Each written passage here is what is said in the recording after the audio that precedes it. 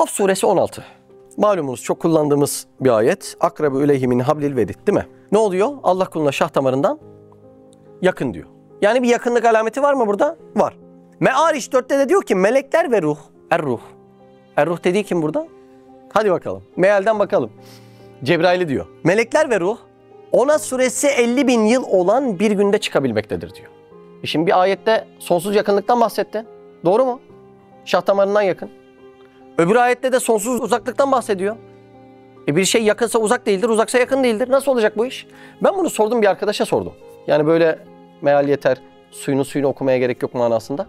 Dedim ya burayı da bir açıklasan bana. Biri uzak diyor, biri yakın diyor. Ben nasıl anlayacağım bunları birleştirip? Dedi ki ya bak benim hiç inancımda şüphe yoktu. Benim inancımı sarstın, bana vesvese verdin. Ya ben bu dünyada sarsmasam sekeratta şeytan sarsacak bunu.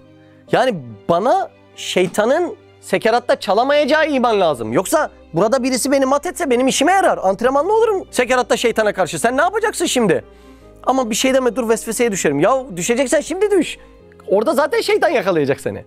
16. sözde Üstad Hazretleri'nin güneş örneğini anlattım. Güneşin kendisi bize inanılmaz uzak. Ama ışığı dibimizde. Bitti, bu kadar işte. Allah'ın zatı sana sonsuz uzakken isim ve sıfatları sonsuz yakın. Bitti. Zatı nerede Allah'ın? Zamandan ve mekandan münezzeh. Peki Allah'ın bize tecelli eden neyi? İsimleriyle sıfatları. Bitti mi mesele?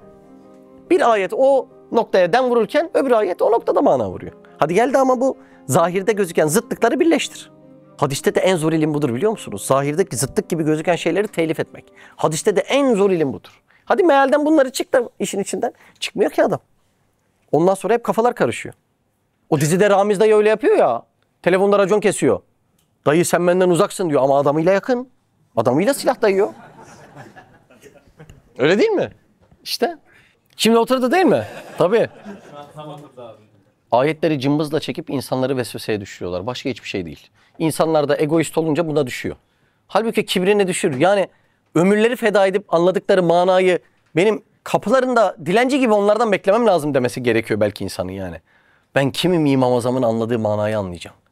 Ben kimim yani? Yani bu manaların bize tecelli etmesi için akıldan ziyade latifelerimizin berrak olması lazım diye çok derin hissiyatlarım var. Ama şimdi anlatsam ders uzayacak. Yoksa sadece 1500 latifeden akla odaklanıp ehli akıl olursan vesveseden başka sana bir nasip kalmayacaktır.